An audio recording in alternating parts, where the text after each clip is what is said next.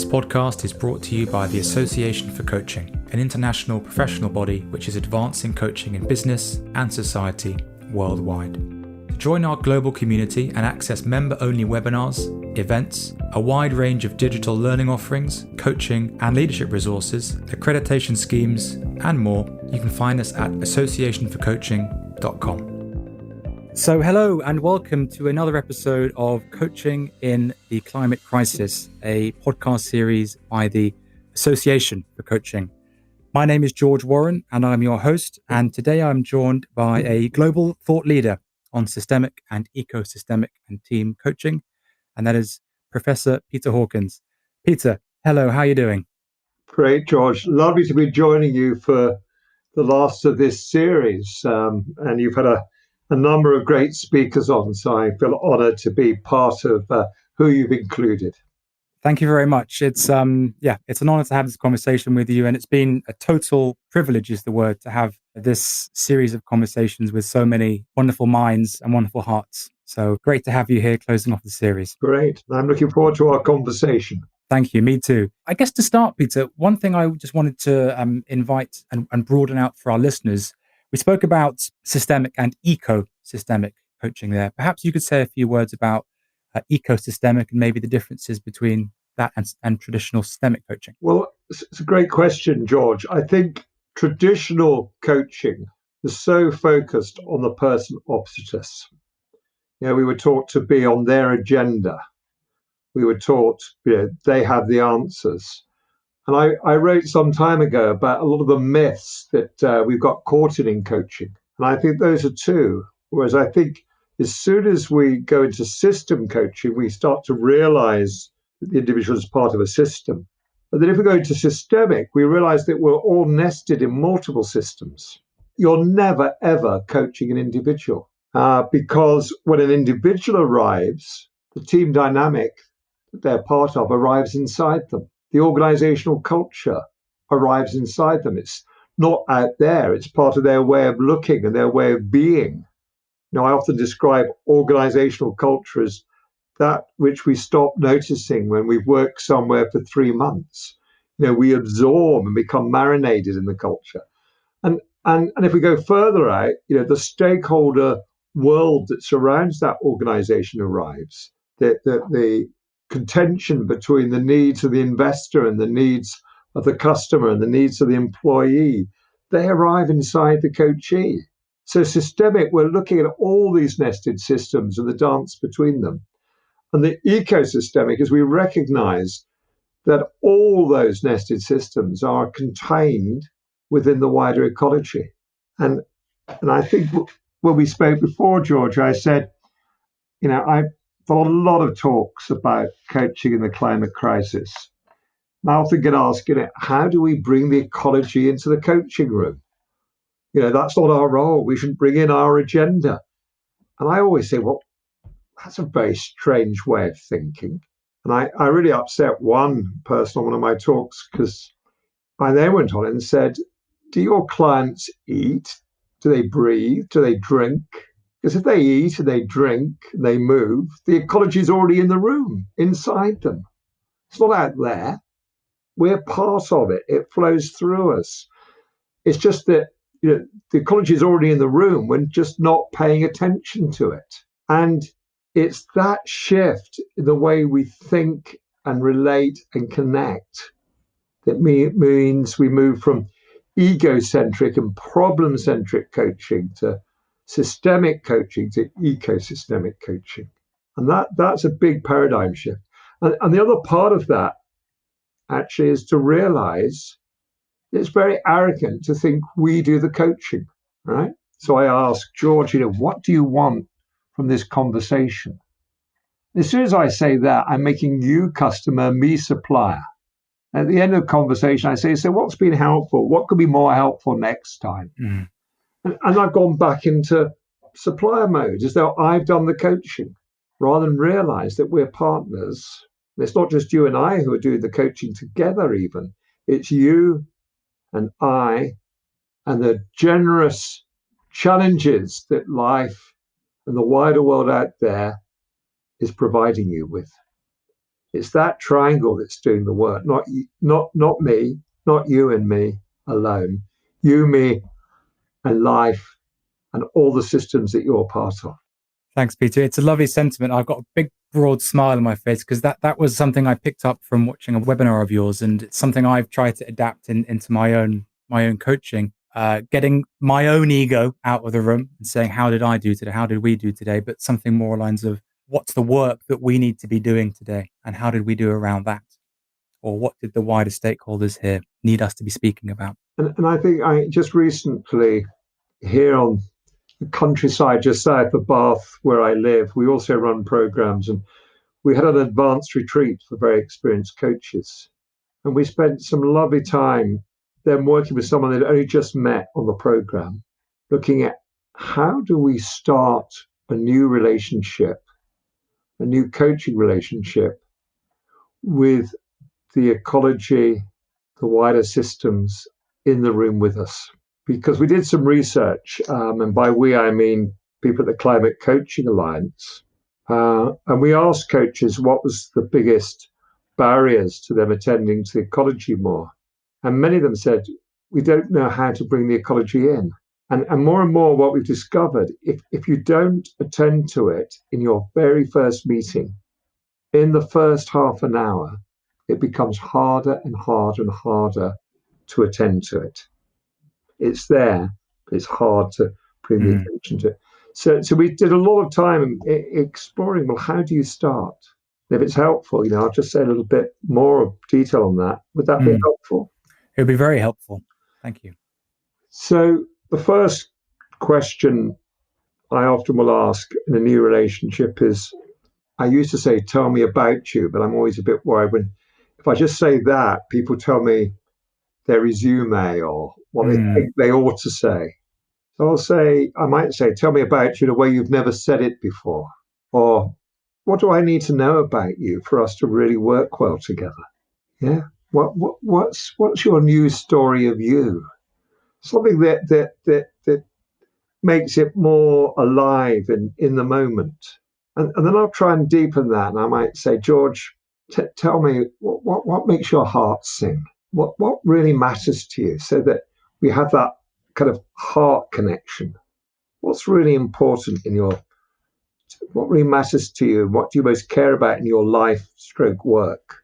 And then I'll say, and this is where we start to open up the ecosystemic, who and what does your life and work serve? Such an important question. And they'll start to tell me. And the next 12 questions are quite simple. Who else? What else? Who else? Who else? And if a person stops at kind of the immediate, oh, well, it serves my team, and I say, who else in the organization? And we get other bits of the organization. And I might then do a little prompt and beyond the organization, the stakeholders, and see who they include in that. And I might say, and what about people, the communities that your organization serves? And I might say, so far we've just considered the human elements. What about the more than human? Just these prompts that opens the aperture just gently until the room we brought in all the different nested systems. And then it's quite simple, because we can then say, so just imagine those people are all with us today around your room, different chairs. Perhaps go and sit in some of those chairs and speak as all those different people you brought in that your life and work serves. What would their challenge be to you and I about the work we need to do together? And then we bring all those voices in. It may be we're bringing them in from the organization, the stakeholders, the wider ecology, or even from the future generations. So I might do a little prompt that says, we talked about all the people who are there currently. What about what your life serves going forward in time? So we're thinking future back as well as outside in. What do they want? So in some ways, I'm not asking you what's our coaching agenda. I'm alongside you discovering, walking the journey, going out, thinking future back and outside in and discovering the work that's knocking on the door and asking to be attended to.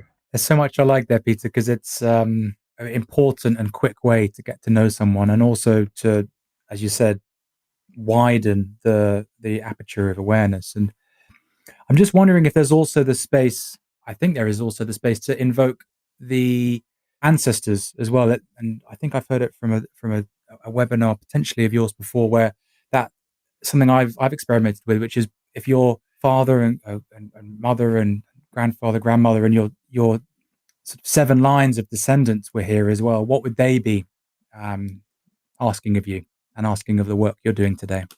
Yeah, I think it was probably from one of my webinars where we counted being on a platform 10 years or more ago on next generation leadership.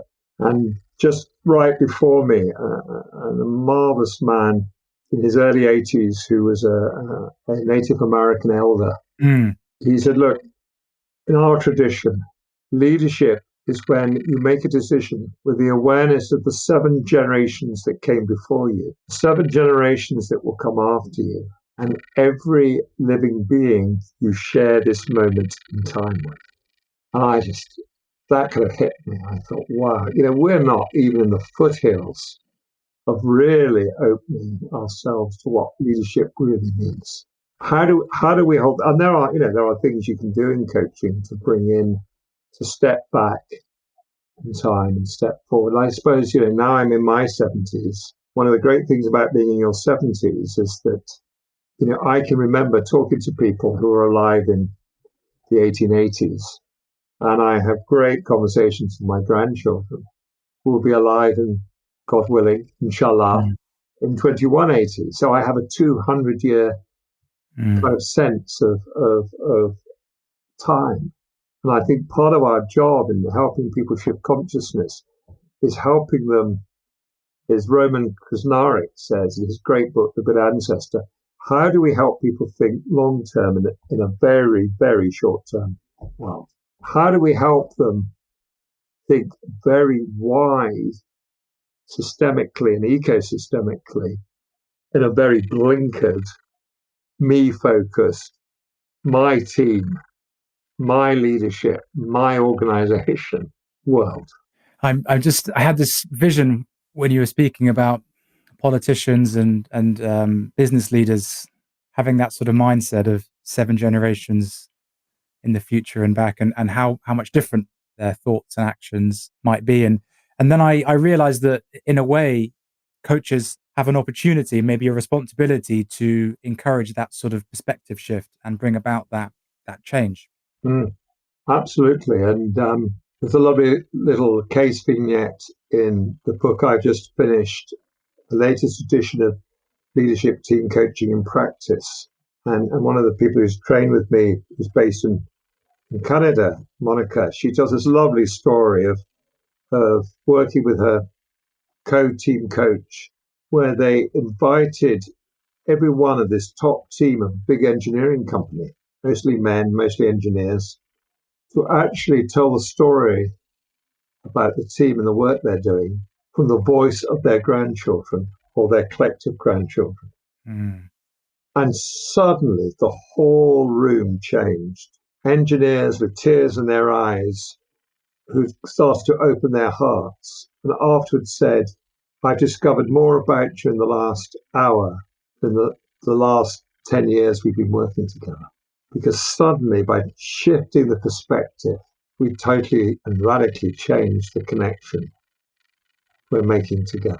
It's a beautiful sentiment. So, Peter, one of the things we spoke about, a phrase I loved and which really excites and scares me a little bit, which is good, was the sense of being at our learning edges. And I'm wondering if you'd like to say a bit more about that phrase, and maybe we can dive a bit deeper into that.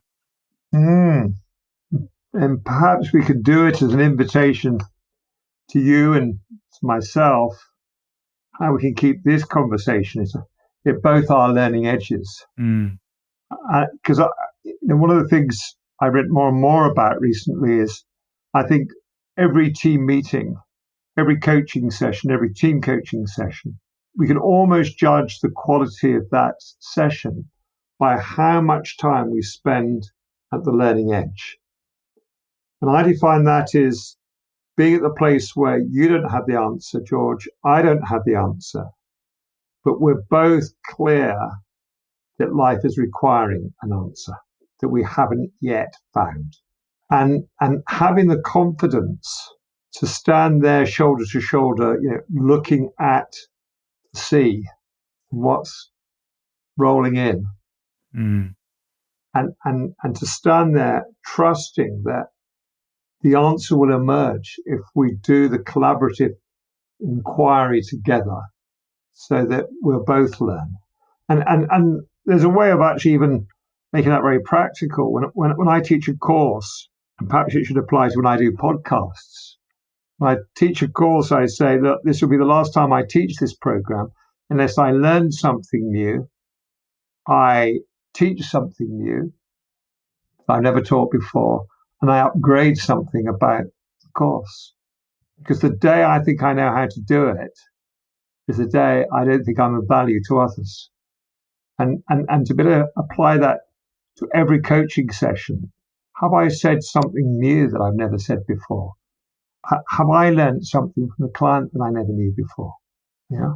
I think that place requires us to avoid retreating into the known. So every time I ask a coaching client a question and they can immediately answer it, they're probably telling me something they've told lots of people before.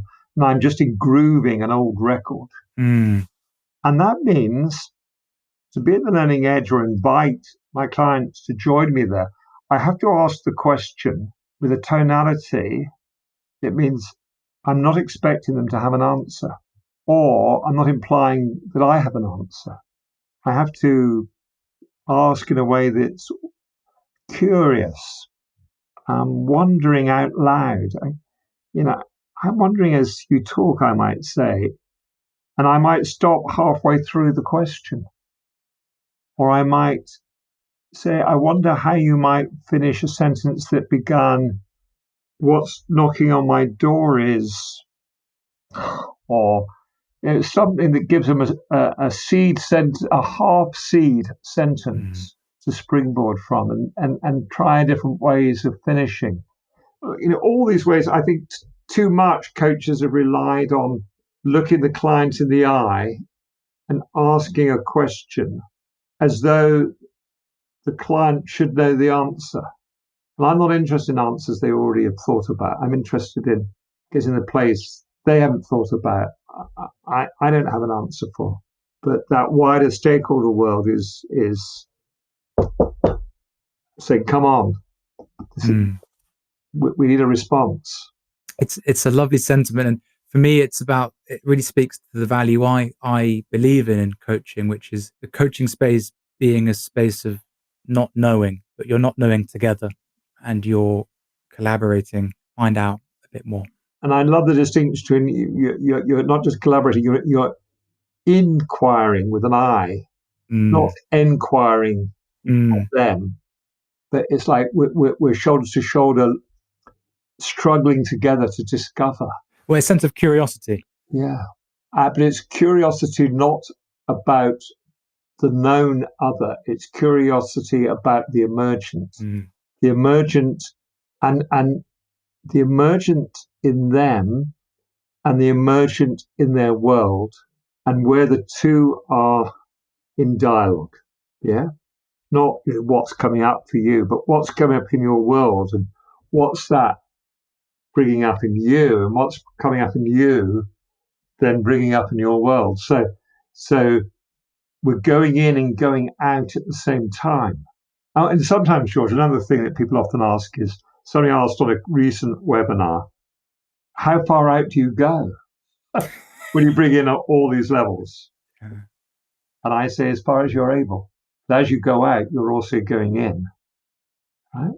Because when you get out to the ecology is within. When you get out to the stakeholders, the inner and the outer are not separate if we're really at the learning edge.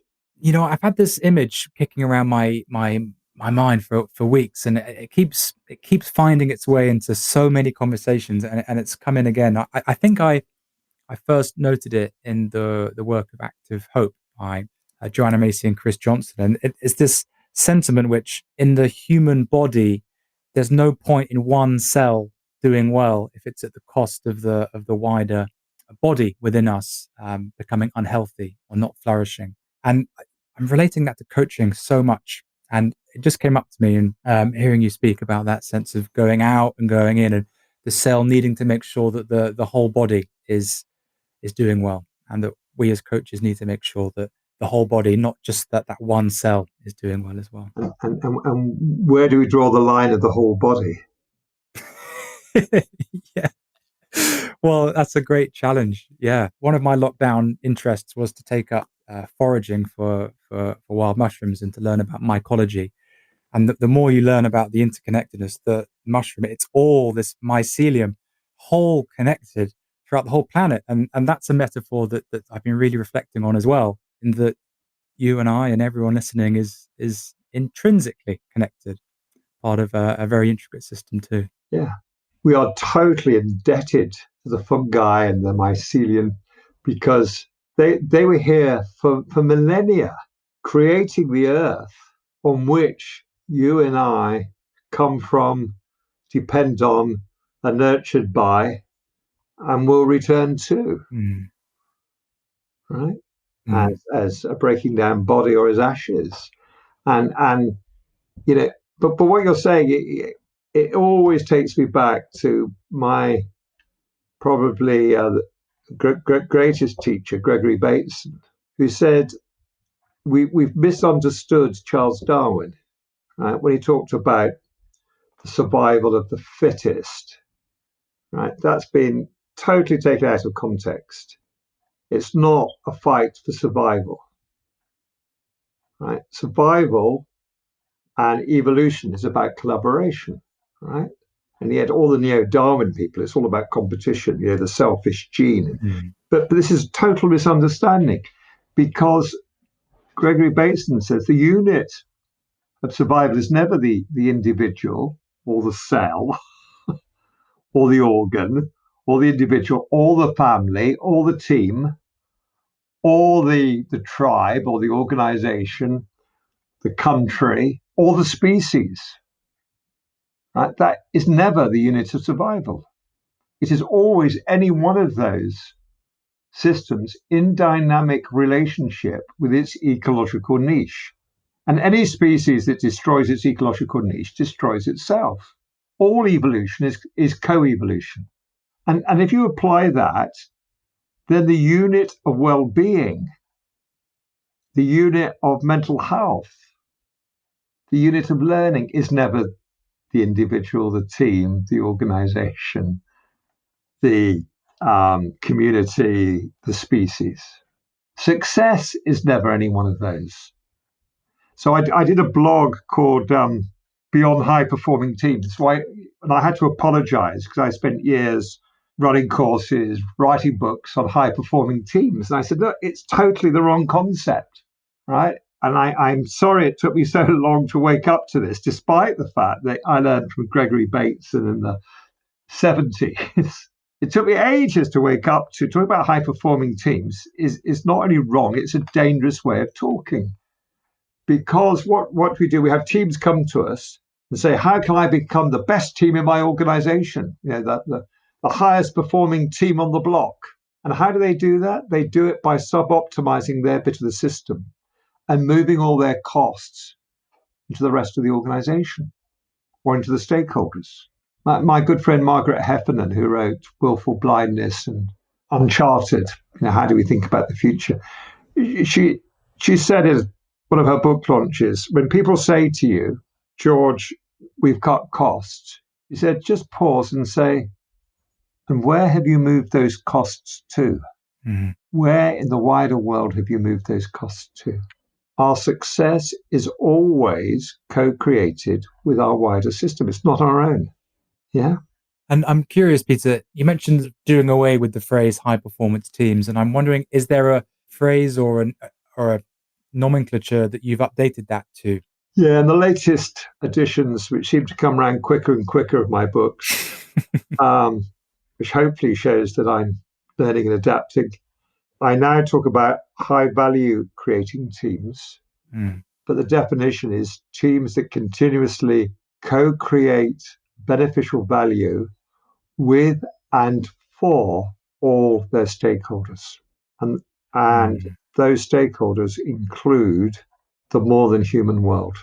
And this may sound abstract, but I try and never teach things I haven't practiced. So when I was working regularly as a professor of leadership, I was also still originally running a company. When I stopped doing that, I went and became a non-exec director of several small businesses. And as a non-exec chairman, I would report annually in the annual reports on what value we'd received from 6 different stakeholder segments and what added value we had returned. And those include customers, clients, suppliers, partner organizations, employees, investors, but then ones that are not often included in annual reports, the communities where we've operated. They provide all our roads, refuse collections, housing, schooling, they enable the workers to work here, right? And then the 6th, and most important, the more than human ecology. And I would argue in today's world that if we are not creating value for customers, suppliers, employees, investors, communities, and the more than human world, and we're co-creating value with and for all those 6 groups every week, every month, every year, we are not a sustainable business. Yeah. And that means it's not a matter of, well, we make our profit and then we do a bit of ESG on the side. Yeah. No, this is a major, the biggest supplier to any organization is the ecology. Yeah. The biggest investor in any business is the ecology, right? It's been investing. We talked about the fungi. It's been investing in what makes your organization possible for millions of years before you even thought about starting your organization. Yeah. There's a lovely, by the way, a project that I got involved in supporting called Deep Time Walk. And I would recommend it to your listeners. It's an app you can download free called deeptimewalk.org. And what you do is it's a very well-produced drama of the history of this earth. And you download it onto your mobile phone with an earphone, right? And it's time for you to walk the history of the earth, where every one of your paces is 1,000 years, right? So you live through the formation of the earth. You live through the meteor hitting it and creating the tilt that gives us our seasons.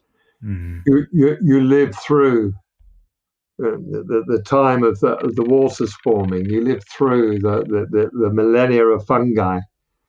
You live through the arrival of the first multi-cell beings.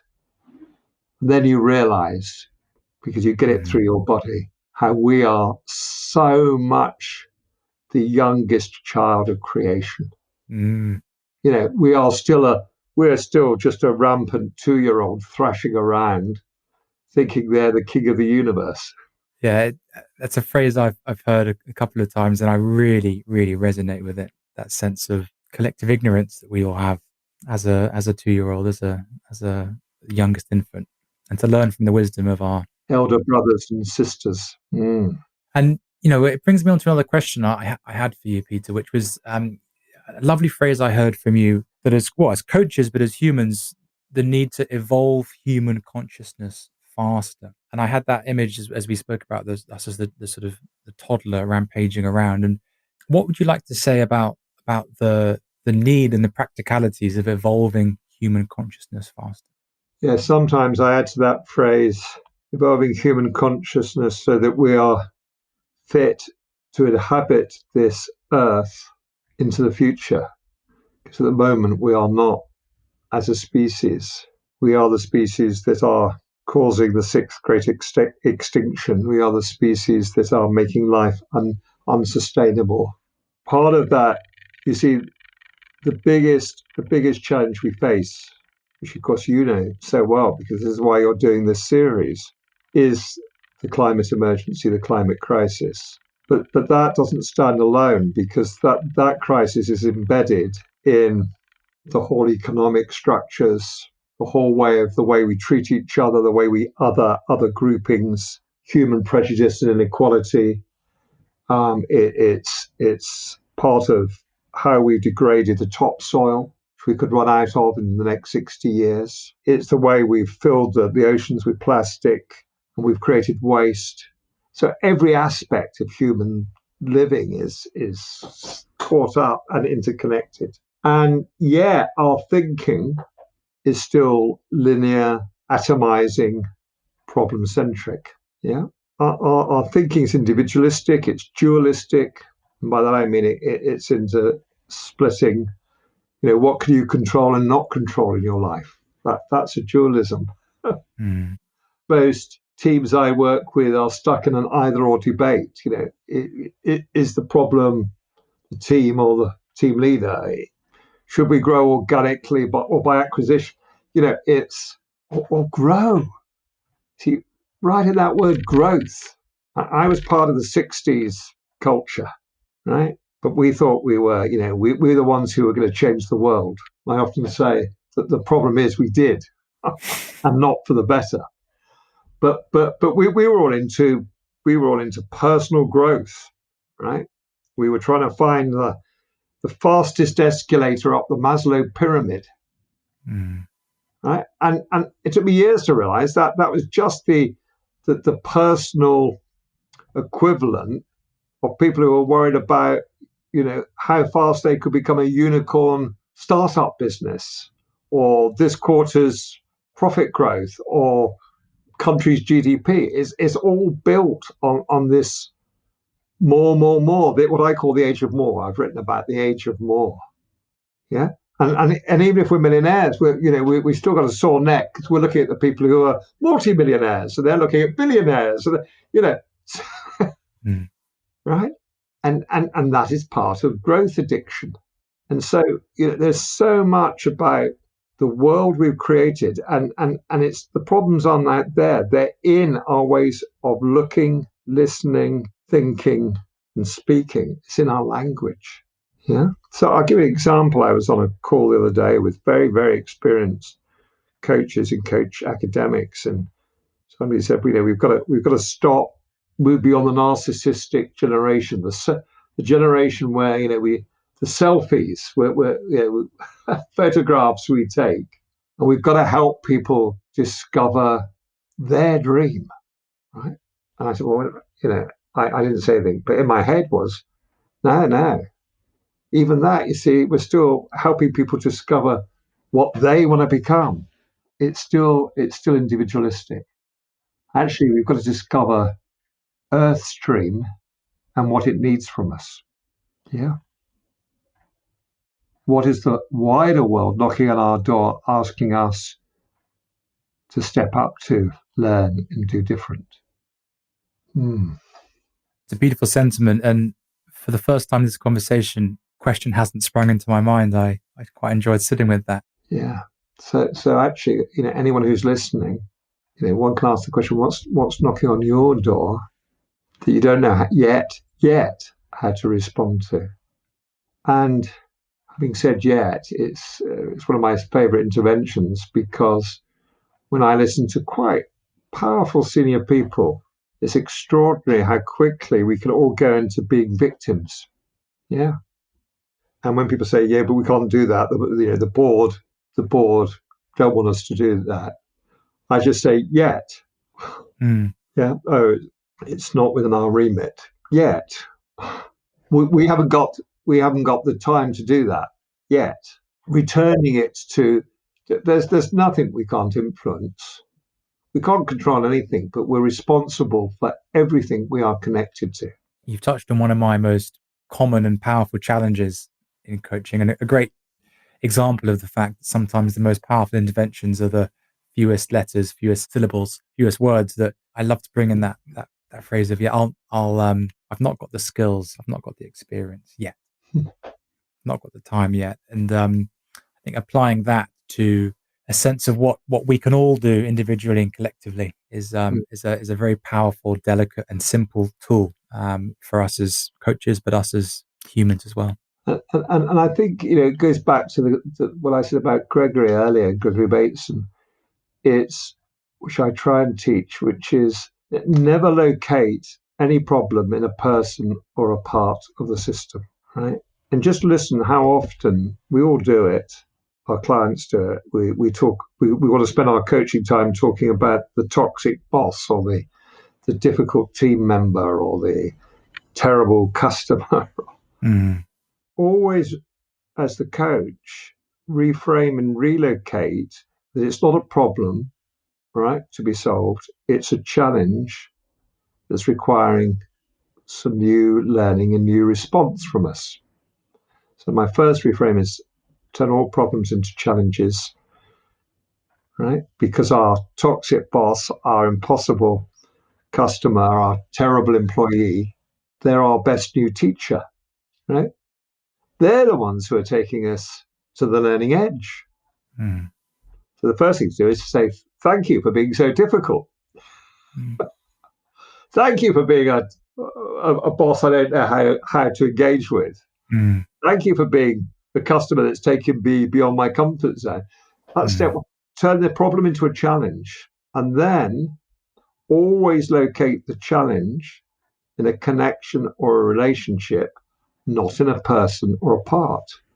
So if somebody talks to you about this impossible boss, you say, I can hear you have a boss you haven't yet found a way of getting into a relationship with. And then they might say, you're making me the problem. I said, no, I'm just saying that this is the challenge that you have brought and that your world has given you.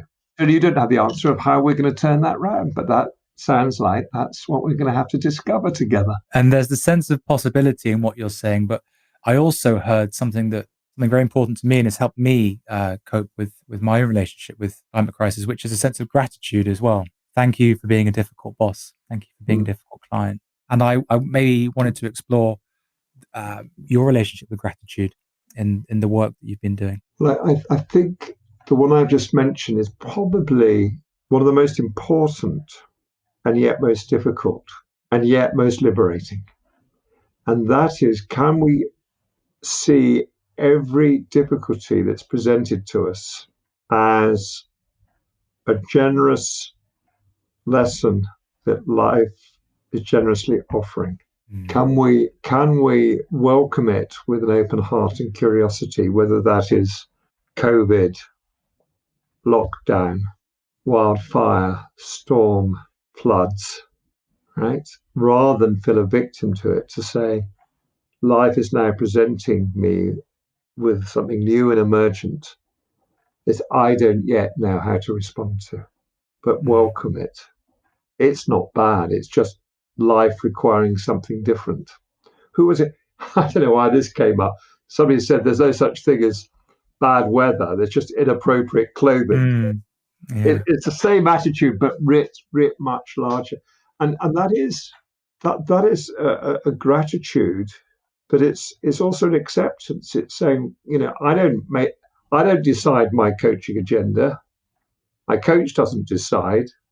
Life decides my coaching agenda. The coaching agenda is what's requiring me to attend to while I'm busy planning something else.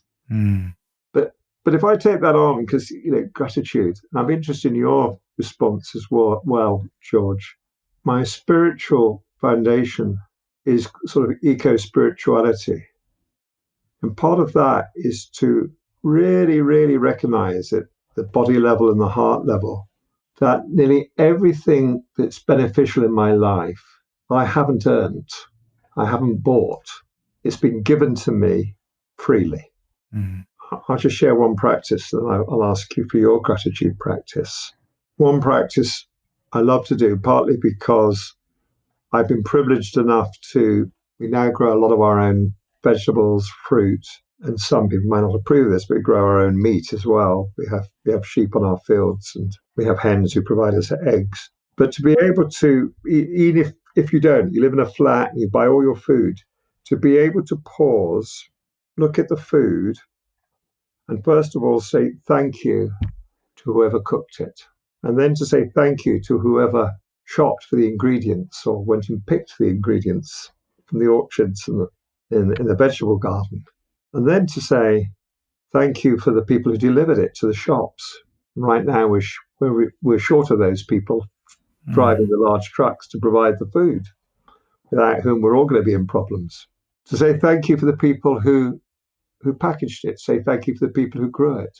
Then we go further back. That thank you for the earth in which it grew. Thank you to the billions of small microorganisms that constantly work away to make the topsoil and create the compost. Thank you to the fungi. Thank you to the rain that fell on it, the sun that shone on it. Yeah. And I call this back to source, which is actually realizing, back right through to the elements, right through to the sun, which creates 99.9% of all the value that we just move around on Earth. And it just takes you into a much different consciousness. And then you enjoy the food. But George, what's your best gratitude practice? Well, it's a subject very close to my heart, and it's probably something that could fill a whole podcast series, let alone a podcast episode, because the perspective of gratitude has truly shifted my life. It's made me such a happier and calmer and I believe better human being. And something of a perspective or paradigm shift for me, which was just to choose to bring gratitude into as much of my life as I can. And I had just a profound experience earlier in my life where I felt life was going too quickly for me. I was in a fast-paced job, one that involved selling and progressing and growing. And life was going really quickly, too quickly for me, Peter. I felt like it was years going by in the blink of an eye. And that was, age 30, 31. I was thinking, okay, this isn't right. So I decided to press pause and go for a very long bike ride for about 4 months across Central Asia with the express view of slowing down time and finding perspective. And it was a very valuable time for me because I got a huge sense of perspective that, okay, me being in an office was just one way of millions and billions in which my life could go. And that's not necessarily the chosen path for me. So a sense of perspective that we're a grain of sand, in a speck of dust in a vast, unknown, wild universe. And time on this earth is hugely precious. And in the grand scheme of things, as your app that you recommended will tell us, it goes by very, very quickly. So I bring with me a sense of gratitude to almost every aspect of my life. And I enjoy the challenge of reframing bad things that happen to me or bad relationships or bad interactions or someone nearly knocking me over when I'm on my bike. I enjoy the challenge of looking for the angle of gratitude in that. And that's naturally weaved its way into how I approach my coaching. But much more widely than that, it's an angle and a lens through which I look at a lot of my life, which has made me the happiest I've been in the years since then than I was previous to that. Lovely story. And I think there's another practice that goes with what we've both shared. And I find myself working with this with many leaders about the job of the leader is not to arrive with the solutions, but to frame the challenges and to frame them relationally, not problem atomistically, but then from their heart to say, I cannot solve those challenges. I need all of your help. And I was thinking of that in terms of the coach. On my website, there's another blog called Let the Ecology Do the Coaching, because I worry a lot when so much of the dialogue is about how do we address and solve the ecological crisis. And it's still part of an enormous arrogance. Has anyone asked the ecology whether they want the one aspects of the ecosystem that's caused most of the problems to come and sort them out? we may be the last thing they want, that the wider ecology wants.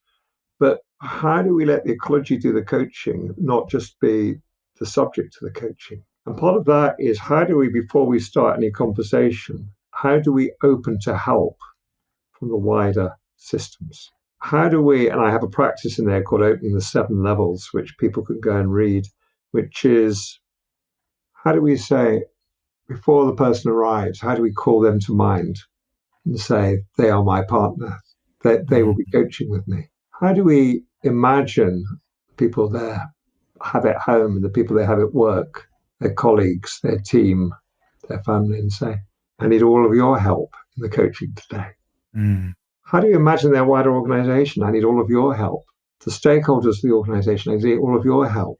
The one human family that we all belong to, all 7.7 billion of us, I need all of your help today. The more than human world.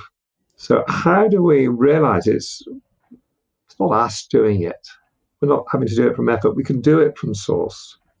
So we can give thanks back to source, either turning our compost or looking at our meal, and we can ask for help all the way back to source. We can walk in nature with our client, even if they're on a mobile phone and we're on a different one. We can pause and say, just look around you. And I can do it right now. I can look out of the window. I can say, where is beauty speaking to me right now? Yeah. And as I look out of my window, I see a whole flock of crows just circulating, coming up from a recently ploughed field. And I think about, well, actually, the field's quite beautiful, but it's also been dug into. But then I think, actually, if I look hard enough, I can imagine the millions of little creatures that are reformulating that earth right now. So, if you like, these are two sides to the same coin saying thank you. But the other one I would call the practice of humility, which is saying, what help do I need to call in before I even start the coaching? And Peter, as we start to bring our conversation today to a close, I wanted to go back to that learning edge and ask, with this very privileged, unique opportunity, we've got this platform and these listeners today, what do we need to speak about before we close? What does the planet need us to speak about, the ecology? What does the planet need us to speak about? If the earth was here, what would it be saying to us? It would be saying, please don't make me a problem that you think you can solve. Work with me. Realize you're part of me. Yeah. Yes, now we're in the Anthropocene. We need you, but you can't survive without us. You and I are one. We have to be together. Without being together, there's no way human beings can sort this out. If we don't shift that way of the split between human and more than human, between human and nature, we don't change that fundamentally, anything we do about the climate crisis will not work. But perhaps it's not finished, but for another talk I'm giving, because I had a group on this advanced retreat that I did here, and I got them to go and look at where they thought was the heart of the garden. Where did the heart of the garden speak to their heart, and what was it saying to them, and then to write a poem and everything. And I often when I think about the heart of the garden, I go to the compost heap, because it's the place of renewal. It's a place where life and death become one, and I'm very struck by one of the less talked about aspects of the climate crisis is the way we are destroying that very thin layer of earth, and I don't mean the earth, the planet, I mean topsoil. And yet it's where everything in life is dependent upon. So I just wrote this short poem about how do we replenish soil. Listen to the earth. She is calling you. Can you hear her? She is older, so much older than you. Millenniums could not count her age, but she is still calling to you. She is old, depleted by all we have taken from her, poisoned by our pesticides, harrowed by our ploughing, and assaulted by our mining and landfill intrusions. Listen to her. I have less and less to give, she says, but I will still go on giving. But today, what will be your gift to me? And tomorrow, and the next and next tomorrows, as each day comes. I now need you, my rampaging, rumbustious, narcissistic youngest child. Today, what will you give me? Only you, yes, you, can now keep me alive. Yes, you who have done your utmost to finish me off, but you cannot live without me. So today, what will you give me? Thank you, Peter. Thank you, George. And thank you, all those who have tuned into your series. Absolutely. It's been a real pleasure to go to those places with you today. And thank you for joining us. And that concludes the final episode of Coaching in the Climate Crisis with the Association for Coaching. So thank you to everyone that's been with us. And Peter, really appreciate it. Thank you.